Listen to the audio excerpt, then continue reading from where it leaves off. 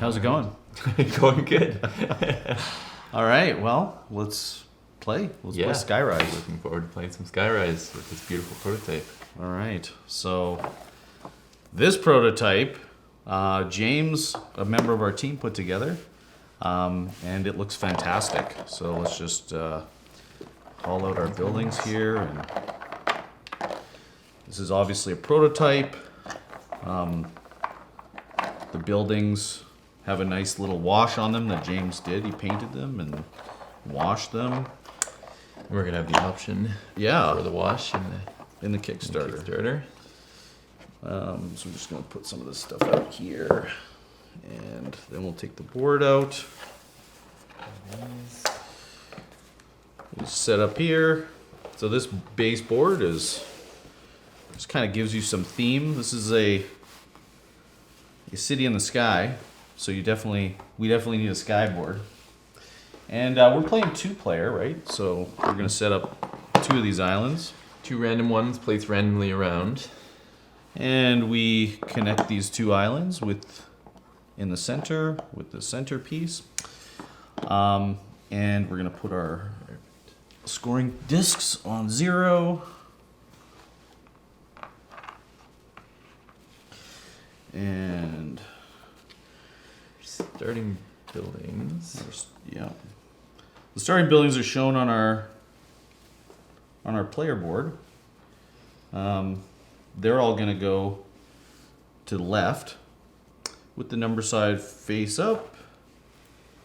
I think you've been winning most of our games recently, so. I don't think so. Have I? No.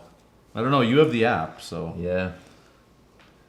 Don't want to check it right now, but I feel like I've been losing lately. I've got to get a win. The W? Yep. Right. 63. Ease up. So we have 2 wonder pieces. Because we're playing 2-player, we play with 2 wonders. We'll get them at the halfway point, both of them. The game feels different at each player count, but it actually feels good at every player count. Mm-hmm. Which was, I thought, the biggest challenge of development was going to be the scaling. Yeah, the scaling. And I was kind of terrified testing it with 2 players specifically, but no, it works well. Plays very well. So Adam's just randomly placing these neighborhood discs on each neighborhood, and there's some other discs in there as well that give various bonuses and some wilds. These are a little smaller than they're going to be in the final. Yeah. I think we're increasing them by 1 millimeter in diameter. But they're nice that they're small because it allows you to place your buildings in each of the spaces without them obstructing too much. Andrew Bosley did an amazing job of illustrating all these little neighborhoods, as well as the board. So let's grab the cards here. We have our island control card, and out of the 5. Oh yeah, okay. So we get 5 wonder cards to choose from that we'll choose at the halfway point. 2 panorama cards for this game, borders, and bridges. Ooh, fun.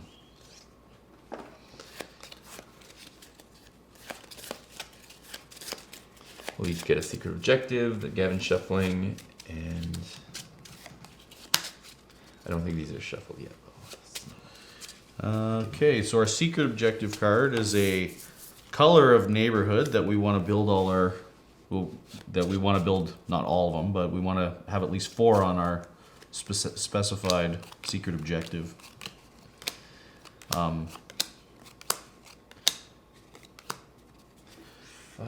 5 random wonder each cards in a 2-player game. There's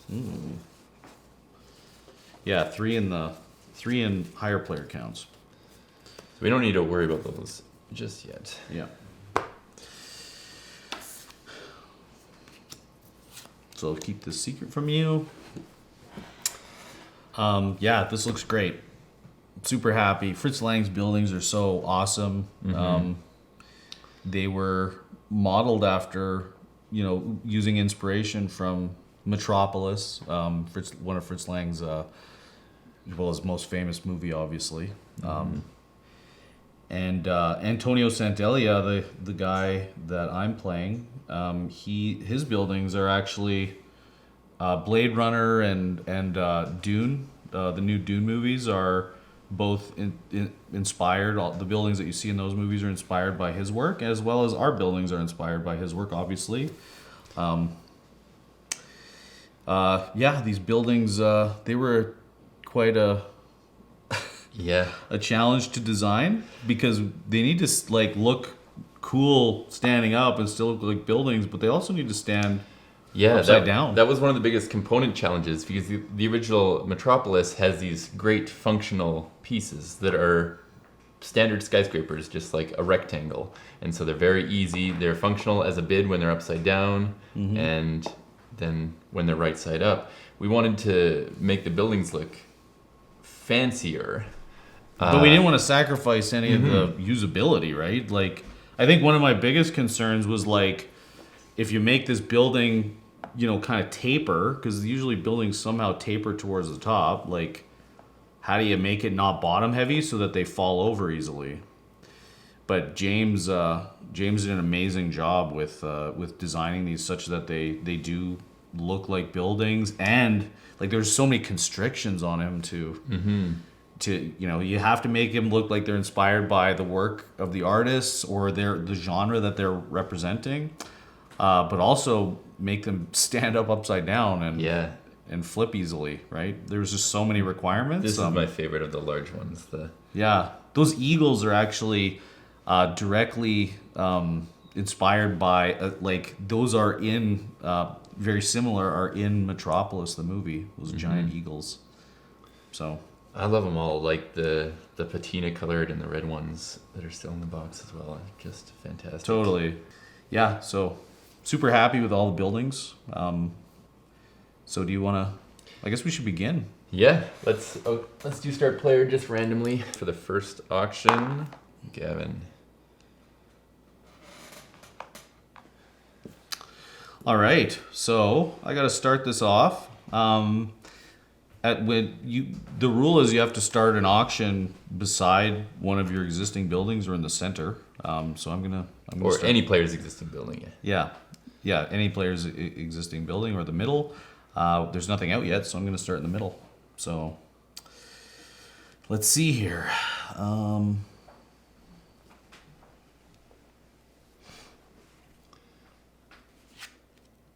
Should double check my secret objective here.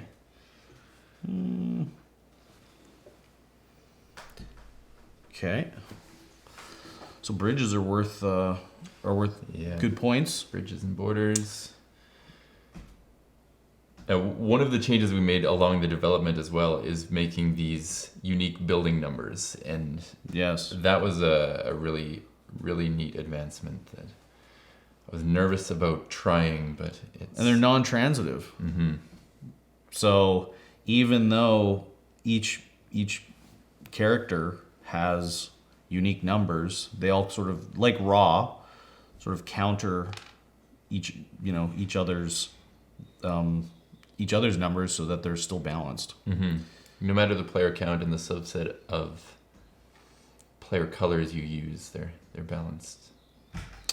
I'll let you have that. Didn't exactly want it, but it is a bridge. So I collected a B. I get to look at the B. So he gets to look at the B patron tile, and there's going to be either 3, 4, 5, or 8 points on the bottom of that. So he has some knowledge that I don't. What was it? I'm not even going to try to lie because I'll probably give up some. I'm not going to say anything. Well, you are a poker player. I haven't played in a while because of the pandemic. Yeah, well, he keeps inviting me to his poker nights, but I refuse to come because he always wins. I think he plays with a rigged deck. I'm not going into that. Let's just start over here. All right. Okay. So this borders card has been balanced in the final. We're using prototype, and it's actually. Are we doing the 3 in a row? For each island in adjacent neighborhoods along the island's border. Yep. So 3 builds adjacent along an island's border will score this panorama card. Okay. All right. Let's see. I'll do. Sure. And with the building numbers as well, it's really interesting. As I've built my 60 now, your 60 becomes so much more valuable. Totally. And the middle build, like you'd think, oh, the tall buildings are the most powerful, and they are, but the middle buildings I've found are in the second half are so important because if you go out first in the first if you half, can carry them over. Yeah, they just have so much power, even the middle buildings. So I like that color on color. I'll spend. Sure, you got nothing else. 73, you're pushing me to 82. I pass. This game is about patience. Very much. So me building too much too early, I'm going to be losing control later. Yeah, and one of the things like with the original Metropolis was one of the things that we wanted to kind of shift was people going out too early, or blowing all their good buildings early, and that's why we kind of divide it into 2 halves where you unlock a set of more buildings, so you could allow people, even new players, to understand the system in the first half. Yeah, how does the game work? We're gonna get some points, but not like a huge amount of points, and then like, okay, now you've got it all. What can you do? Okay, I knew you were gonna do that, but I'm okay with it. I'll pass. Okay, cool. Well, thank you. Appreciate it. So you're going green. So I guess I'm going. So I this is one of the moves like in the original Metropolis, which is still possible in Skyrise, and we gotta keep iterating that Skyrise and Metropolis are so different. They're completely. This is a completely new game, and it's based on this genius sort of mechanism that Sebastian Pichon put in the original. But this dynamic of I created a little. I put this here. And then there's a space that's like kind of like a dead end, and I can just immediately take it with one of my low buildings. That's the thing that really made this game brilliant the first time I played it, because you brought it out to one of our playtesting nights. You had already signed the game, so you had played it and knew it was brilliant. And I think you were playing something else at a different table, Gloomhaven or something, for the first time, and I wanted to try Metropolis, and I think I played it with Joe and Oren, maybe. We learned it from the rule book the first time, and I just like fell in love with it, and I was like, can I work on this? Yeah, it's such a genius little system. It feels so different. Like that's kind of what really. This was it's kind of like what we did with Brass is I just absolutely loved Brass. One of my favorite games of all time, possibly my favorite board game of all time, and Metropolis was kind of in a similar boat where it was just so genius. Oh man, you're taking that? Okay. It's expensive. Oh gosh. Okay. Go ahead. Okay. But yeah, I really wanted to work on this game and see what we could do with it. And it started out as like, hey, let's balance a couple things, kind of like what we did with Lancashire, Brass Lancashire. But then it it was such a tightly integrated system that it's like it eventually like we started, okay, let's just change this one thing. Let's just try to balance this one thing. And then that had like butterfly effects to like, okay, but then we got to change this thing, and then we got to change this thing, and so it started changing and morphing and evolving so much that it just really became its own game. It like opens the floodgates because you have all these ideas. Oh, now that this exists or this plays like this would be really cool to try. Totally. And there's a lot of things over the years of development that were like, this is really interesting from a designer's point of view, but is it more fun? Or Yeah.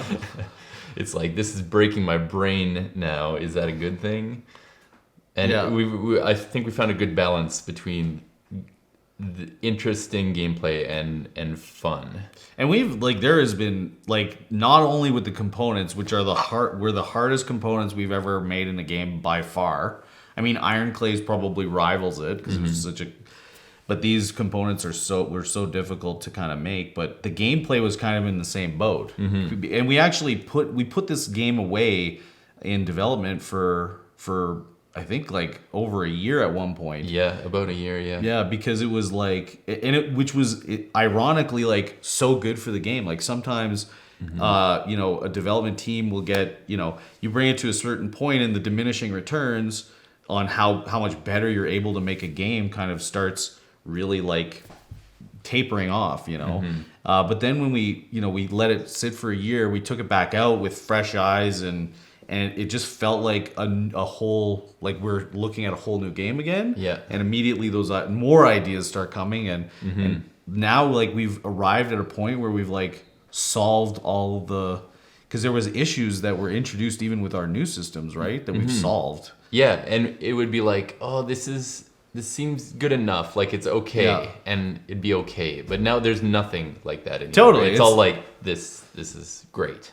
Yeah, like This is the solution that works. Yeah, totally. It's gotten to a point, and I'm so happy. Like it's hard to let a game take this long to develop, but like in the end, when it arrives at somewhere like this, it's like it just feels worth it. Like it just feels like it was the right choice. Yeah. All right, so brown on brown. You got no brown, so you're going for a little rainbow. Yeah. Yeah, that's the ideal strategy. Get one token of every color. Okay, so I'm gonna. Man, I would like to see one of these patrons here. So I know you're always tempted by those, so I can use that to my advantage. You just want that little bit of information. All right, I pass. Do you? Yeah. Ooh. I like it. I knew you didn't want green anyway, so this is an interesting spot. Okay. Getting low on buildings here. Now what? You don't want a rainbow of things either, so I'm okay like just doing this.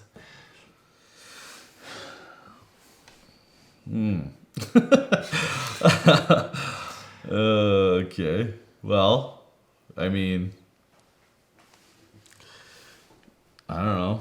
I will.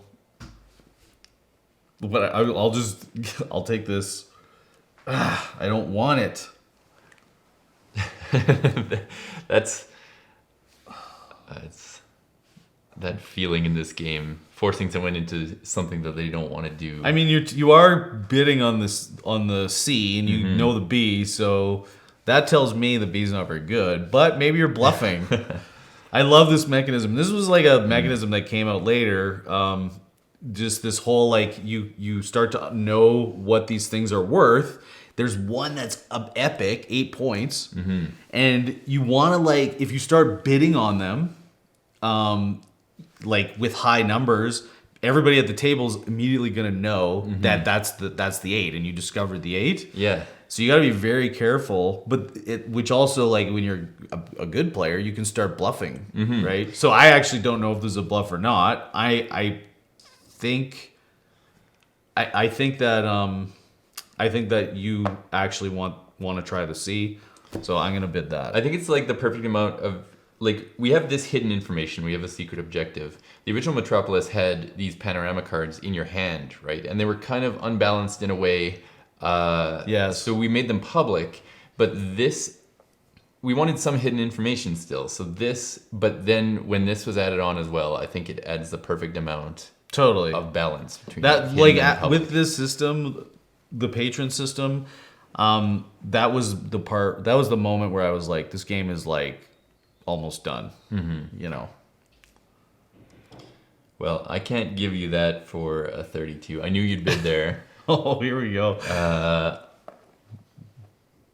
Okay. Sure. So it doesn't matter. I'll go here. Yeah, I don't want to spend my 91 on either of those, so I'll pass. Okay.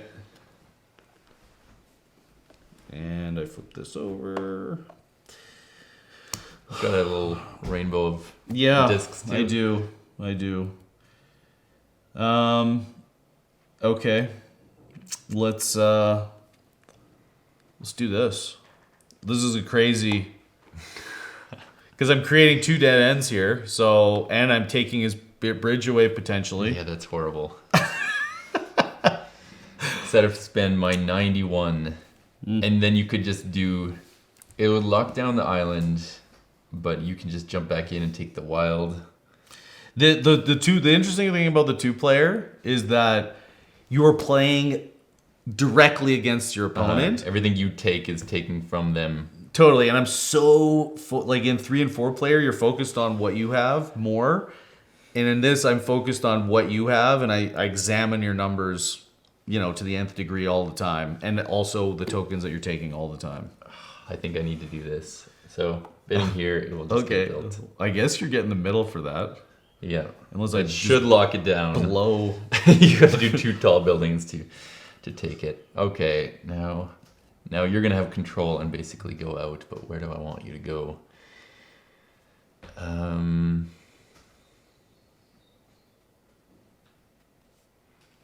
I mean, you also do want one of those center. You could get 3 consecutive. It's Border this spaces. is true. Actually, this is interesting. So if you, I mean, I'm not man. getting the. all right, I'm doing this. Okay. I mean, yeah, that +1 is not good for me because I don't have any patrons yet, right? Patron discs. But I think it's like I still got to do it. I can't give you that, so I got to do this. So this is worth +1 for itself, but also every patron token that I get. Yeah, every token that ends up on here, including the key to the city. So if you went out, Yeah. Yes, In the as second well as the half. key to the city. Then I guess I gotta go here. nice little wild disc. So I think It's interesting though that you have to place that and decide Yes, what row you want it immediately. in. Yeah. And it has to stay there. So I have to analyze the board a little bit, right? I think I will place it. It's probably safest to place in yellow. And wherever you place it, it's giving me a little information about like So what 3 your on yellow? goal is, your secret objective potentially. Which is of course brown. Yeah. So you're leading, and you have the 2 highest buildings. So you're just gonna build those. Yeah. What do I want?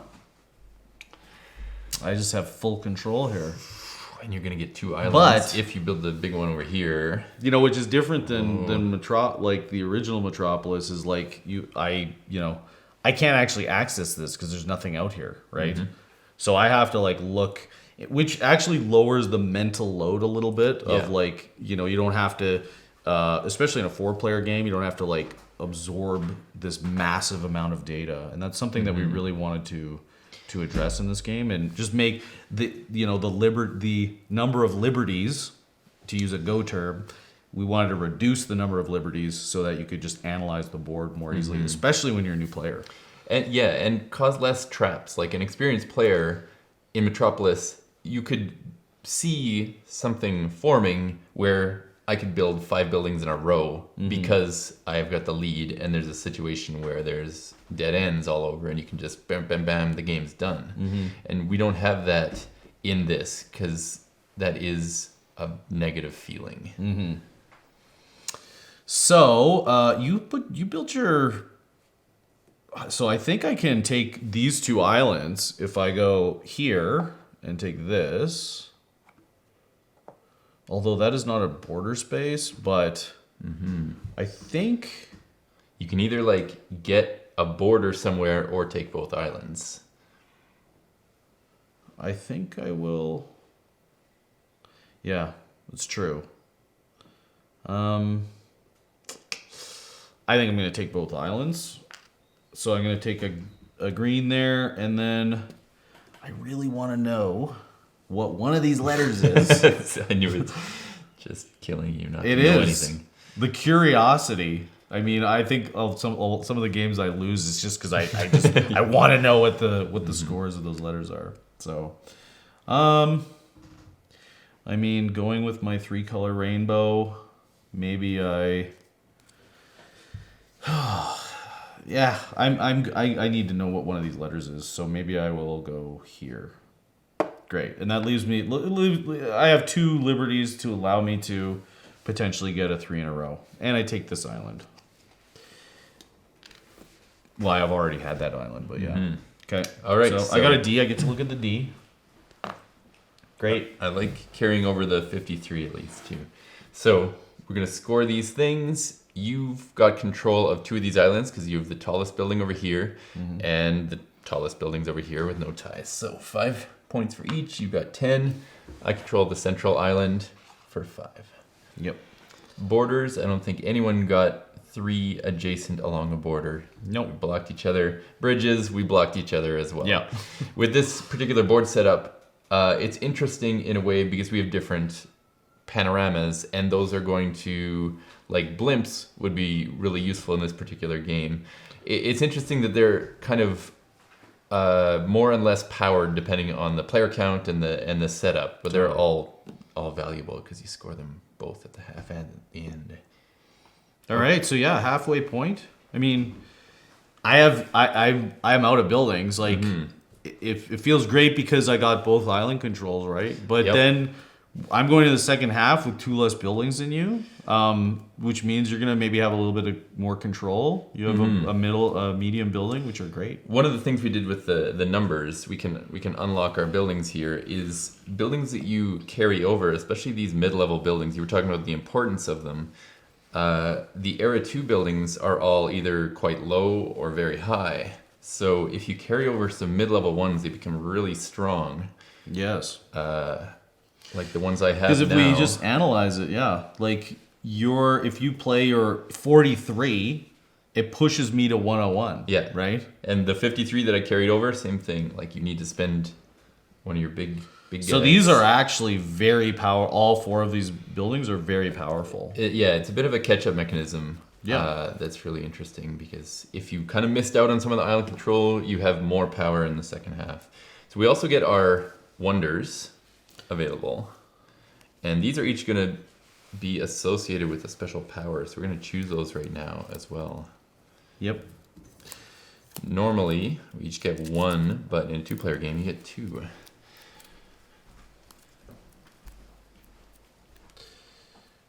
All right. So each wonder, I guess I can show you there. They have a little number at the top, and that's the initiative.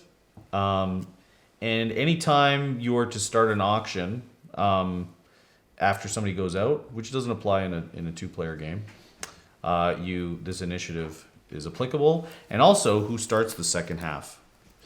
But the lower the initiative in general, the lower that the less points the wonder is capable of scoring. So it's actually very interesting because you want low initiative so you can start more often, but you also want something. I think the point scoring is actually more important, but I think that's good. Yeah. Right? Because it makes it takes all the randomness essentially out of the going first mechanism, right? That's secondary to we want wonders that score you points. Yeah. And in a 2-player game where we're choosing 2 of these, it's the sum of the 2 initiatives is your initiative value. So you can kind of go high and low, or just go all out for high ones if you've got 2 that work. And it really depends on the board state. They're all so situational, I've found. Some games, a certain wonder power will be super, super strong, and this is a no-brainer to use in this particular game, but the next game, it's like, nah. Yeah, totally. All right, so I got to pick mine. One of the things throughout the development is how the game ends. We used to have, when the first person built their last building, there'd be a building discard, so you would lose the chance to build one of your buildings. And that was the way it worked for a long time, right? But it kind of has a bit of a bad feeling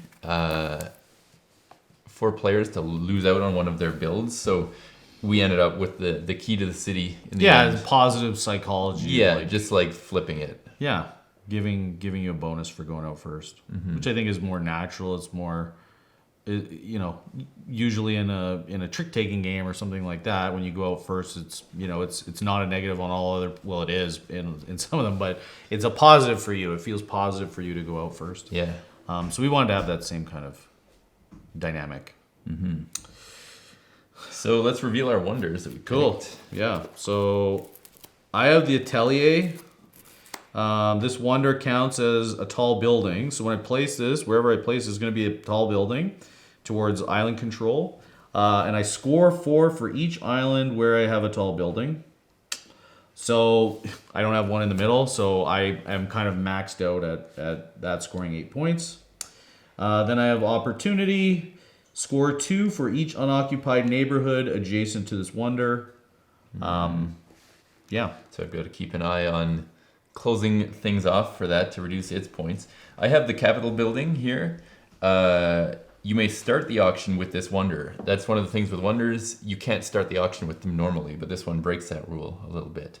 And if you do, you may bid in any unoccupied neighborhood. So this kind of plays into the original Metropolis. The way it worked, you could just start wherever. And I could start the auction right here and create a dead end and close it off. This one doesn't offer you any points, but it gets you the potential in certain situations for a bunch of points. Yeah, and lets you get rid of your, almost guaranteed, lets you get rid of one of your low buildings, so that you're more likely to get the key to the city. Yeah.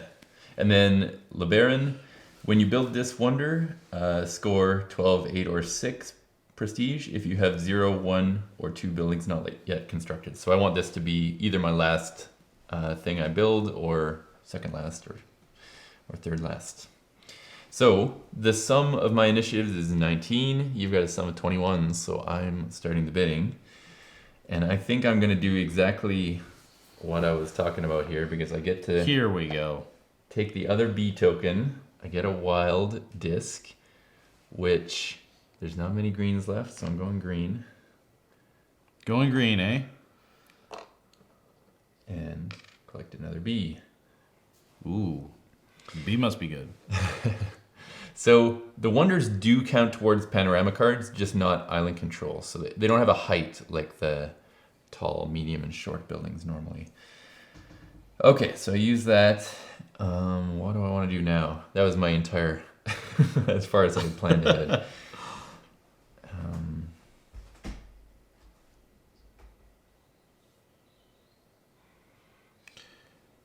And the as you sort of move through the game, things start getting tighter and tighter and tighter towards the end. And the sort of intensity starts really ramping up. Because every move, you have a very scarce supply of, I like this. Of buildings, and every every move kind of feels like your destiny kind of, you, whether or not you win or lose is dependent on every single move you make. So brown, and then brown on brown. All right. You don't Great. want that. Yeah, I especially don't want it for 101.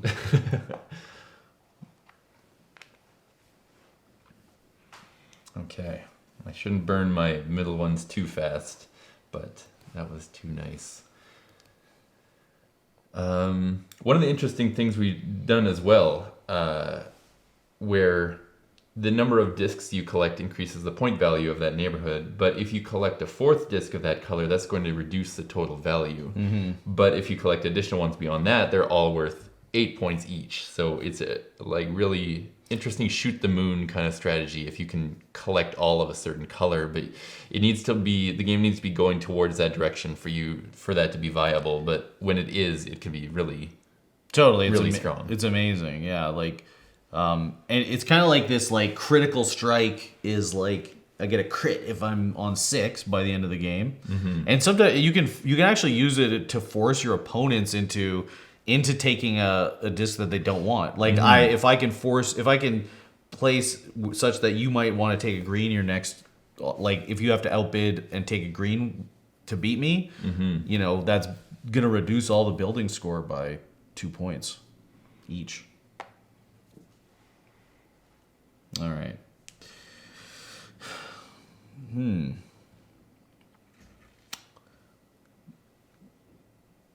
Green's pretty good for you, hey? C? It's all right. Okay. There's one more green token on the board. One But of you the- don't want it. One of the things along the development as well that's interesting is the wonders not having bid numbers on them. Pass. Ooh. And I think that was your idea, where that they just win an auction when they're bid. Yeah, because that was excruciating. Like, because we wanted the wonders to be like, you know, like statues and like a cathedral. Yes, and you stuff. can't flip them over. Like, Yeah, so you can't. How do you make a wonder look that fundamentally different from a building without making them, kind of taper? We just wanted more freedom with the design, right? And so with what numbers on them, we were like, how do we do that? we tried little things like there'd be a little bid token to show that it was a bid, and then when it's gone, or there was like a base and stuff, and it was all like fiddly and. It seems so obvious now, like Yeah. not like it's so crazy that so many of the things that we've developed into the game, they were so hard to come up with, but then they now that when we did figure out what the solve was, they all felt so natural. Mm-hmm. I'm actually gonna wonder that. Oh, that's a decent This spot. one. Yeah. Yeah, so you win that auction. That counts as a tall building, and so these score immediately, right? So Yep. you're gonna get 8 points. Yeah, 8 points. You're Yellow. Okay, and I'm gonna go here with a low building to get this D. I'm also gonna go here and take this white. So I do have one of every color now. I also have 3 along the yeah. border here.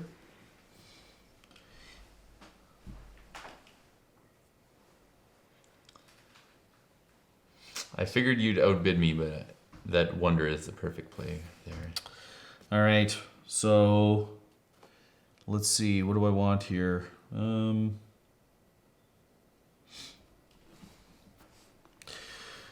I think I will go for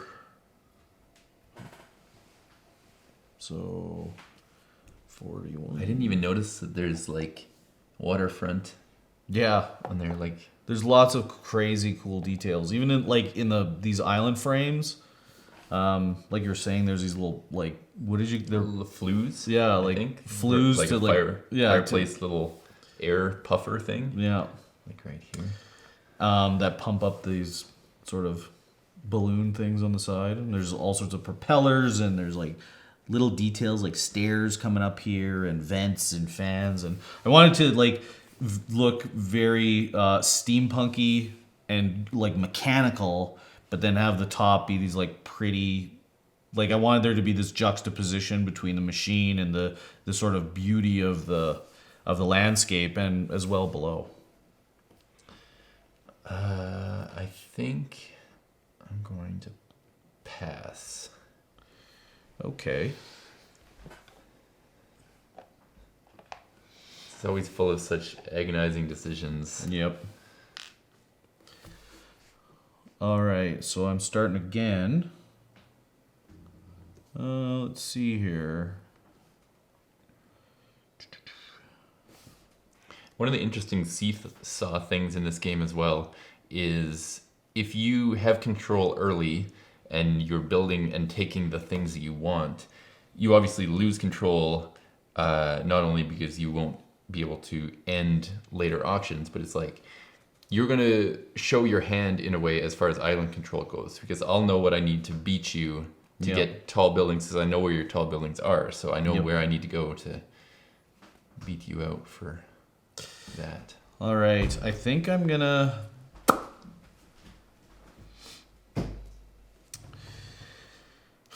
Okay, so there's 2 more browns. My hypothesis is that you're brown. Your color's brown.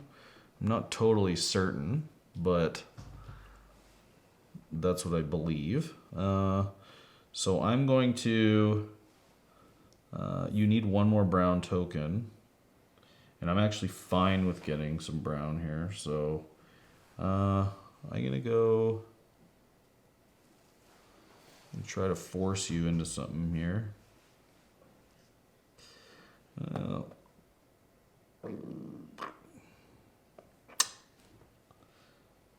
Yeah, sure. Actually,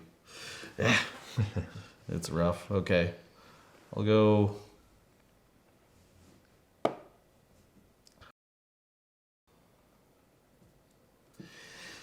Okay.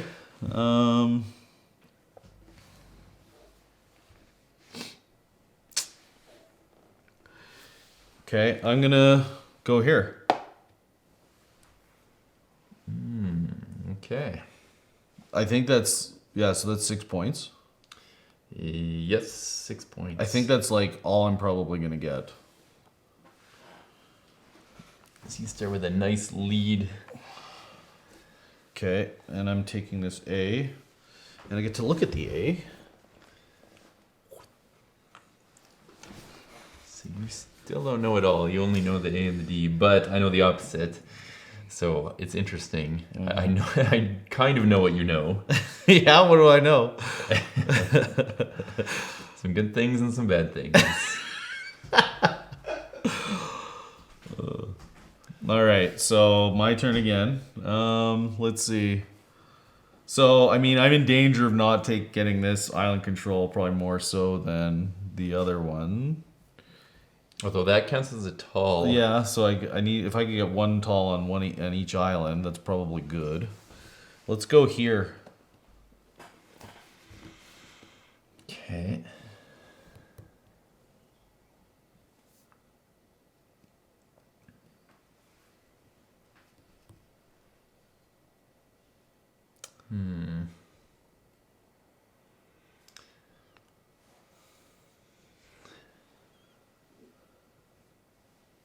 You're going to end up going out first.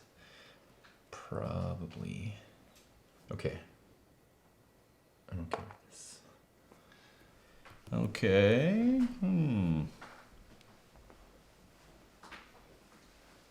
Pass. Take this. Take that back. Then. Man, you actually do got a lot of green going too. I think I pass on that. Yeah, sure. Yeah. Yeah. Yeah, so let's talk theme. I mean, the original inspiration for this was kind of BioShock Infinite, and it's kind of which is just an awesome setting for a game. Mm-hmm. Loved it. And it's also that kind of it kind of feels like maybe a sequel to the original Skyrise, right? Mm-hmm. Kind of like in the steampunk rally universe. I wanted to use in the same way that Steampunk Rally has these real historical characters, but they put them in a sort of fantastical setting. Like, Yeah. I wanted to do the same thing with the artists in this game, and I wanted to basically what these artists represent are like the mayor of this floating city in the sky that she's building. She wants to like beautify it, right, with these buildings. So she's kind of hired these artists and architects as like the creative directors representing a certain like genre of art that was kind of like, very prevalent and popular, during the, kind of like the 1920s era, but some of it is maybe slightly anachronistic. So what you'll see is like not necessarily everything on these buildings is like something that person built or worked on, but they kind of they're more representative of like if that person was creative directing this architecture, what would they kind of design and build? And yeah, I wanted this like, this city in the sky to feel like it's really floating. So these like the 3D, obviously the 3D islands, obviously that's something we've done with, Santorini. This fits nicely thematically too, where you could have this modular setup where each of these islands can go in different corners or whatever. And it makes sense because they're all like floating islands in the sky. They're not just like districts of a regular city. Yeah.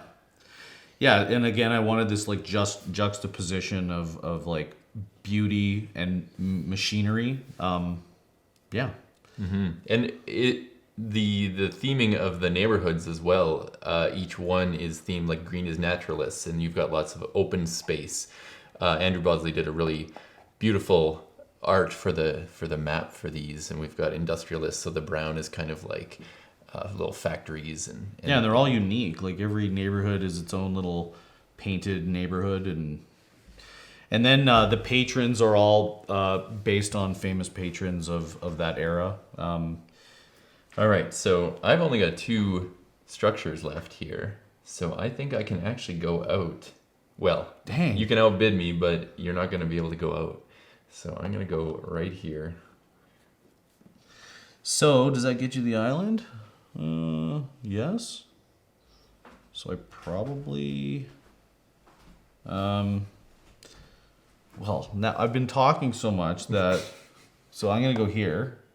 Okay. And take it, I think, unless you're gonna. No, there's nowhere to go. There's a dead end. Okay. Yep. So I take that, which kind of actually leaves me open to. So I'm gonna put that there, and then I'm going to. I guess that just. So I'll go here. They're both kind of sucky for me, but sure. All right. What do I want? I would rather, I guess. Oof. I don't have any builds on yellow, so I don't need to increase my yellow value. Oh man. Okay, so I'll just take this corner one. Okay. Now I can start the bidding with my wonder because it's my last structure. Oh, yeah, and you get your maximum 12 points. 12 points. Yeah, that might get the win there. We'll can't. See. So you've got. I think this is gonna be close. It is. You still control 2 islands. And if you go out, I have control of keeping it that way. Yep. Well, I guess. So it actually doesn't matter. I'm gonna recheck this. It's amazing. Okay. I got white or brown. So let's go brown. Okay. And you get the key to the city. 10 points. Bam. Let's see what this A was. Knew it. Okay. So this actually like kind of sucks for me. And I get my 12 points. Yes. So this kind of sucks for me because I don't want this yellow because it's going to make all of my yellow placements 4 points. I actually want the white because I do have some white placements, but I can't get to it. So I have a couple brown. I have one brown, I think. That's unfortunate, but I think I probably, or maybe I take that C. That gets your border to Where? Oh yeah. adjacent. Yep. So then I take that. Okay. Shouldn't be helping.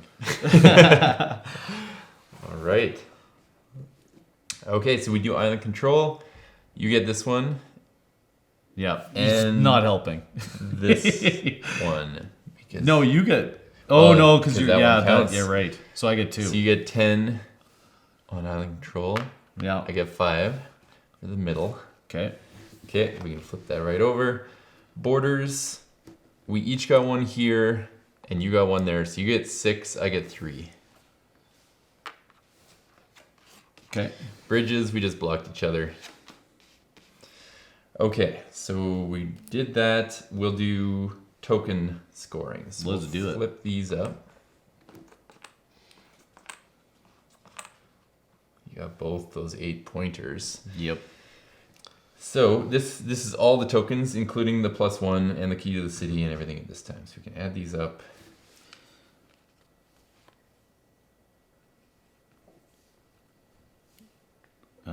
So I get 33 for me. okay. 8.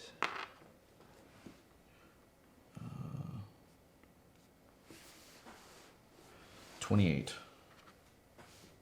So 68. All right. Okay, flip up your secret objective. Yellow. So this is basically if you build 4 or more on your color. Mine was green, and I got it. Okay. I'm pretty sure. Should double check. Yep. Yellow 1, 2, 3, 4, 5, 6. So yes, I got mine as well. 78. So you're up by 10. Going into building scoring. So easiest way to score this is like brass, removing things and scoring the point value for them as we go. So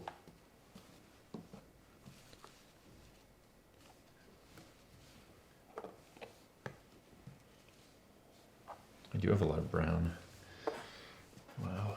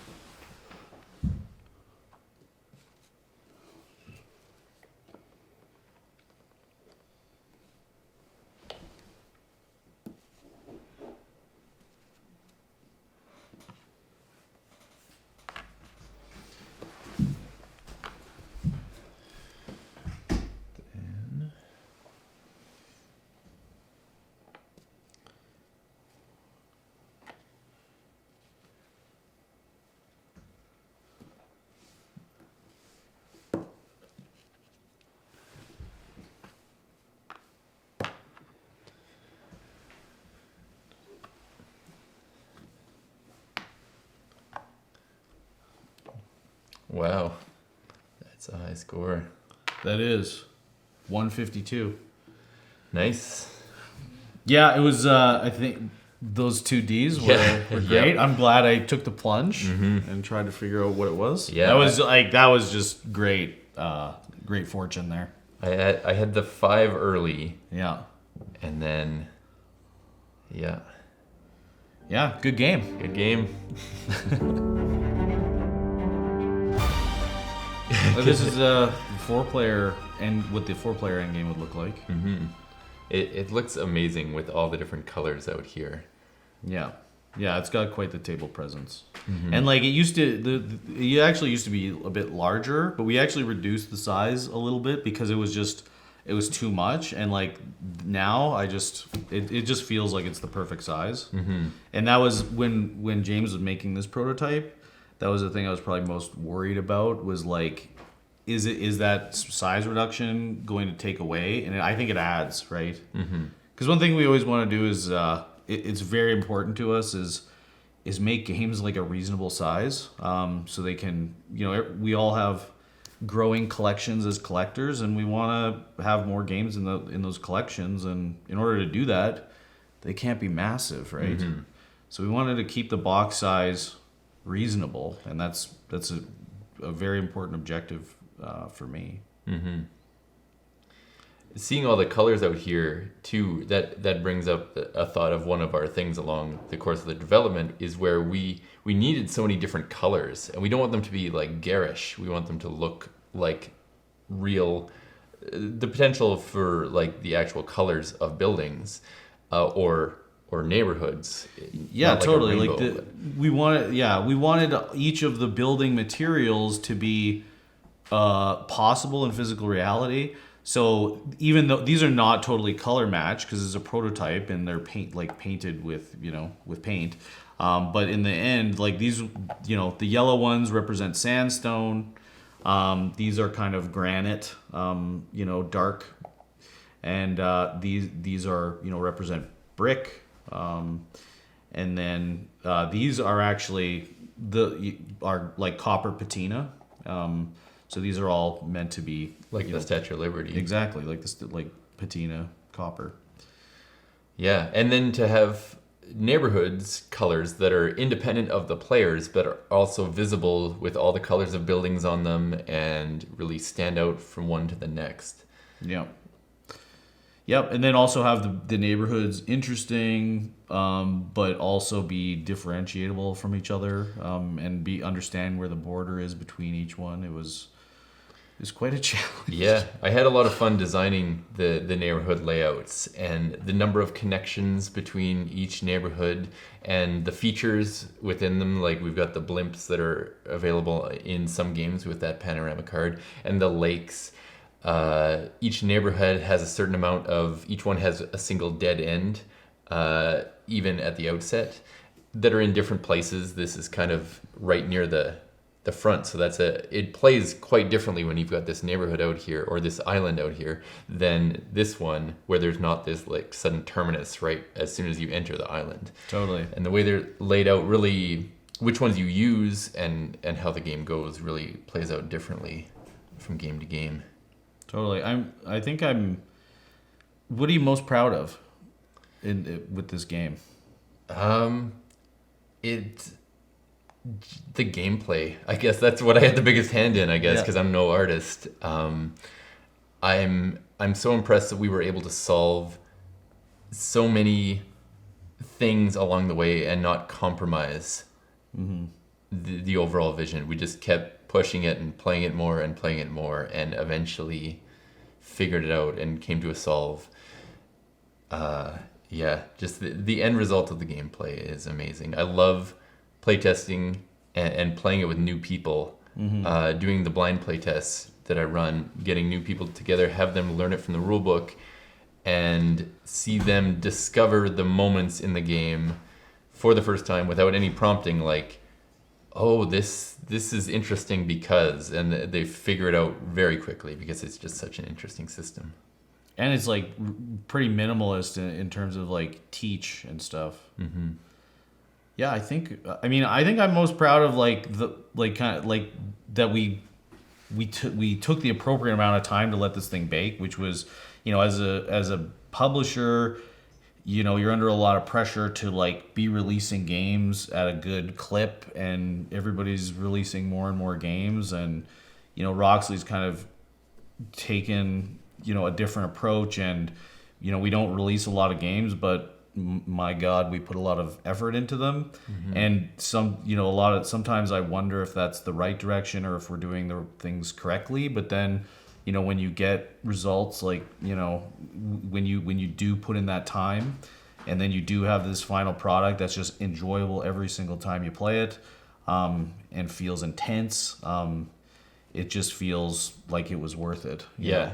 And same with, that goes for the aesthetics too. Like, so there were several times where I just wanted to throw up my hands and say, let's just it's good enough, right? With all of these like little niggling problems that were present, but I'm so happy that we just kept pushing forward, and we got it to a place where I'm happy with every single component in this game. And we just finished the game, and I would play again right now if I had time. It's like you just want to keep playing it. Absolutely, it's fantastic. And we know that these collectible deluxe edition board games are expensive. So thank you to everybody out there who's backing the project. It means so much to us, and backing our campaigns really allows us to put in the work to make games that are really solid and put in the time that is necessary for a game to become really good and achieve. Every game has a kind of ceiling for how good it can be, and we want to push every game that we work on right to that ceiling where we can. There's no stone left unturned with components or gameplay or balance or anything like that. The rule book even. Yep. We put so much time into that rule book as we do. Too much time. Once again, thank you to everybody out there backing the game, and we're so excited for you to play it. Yeah. Can't wait to launch.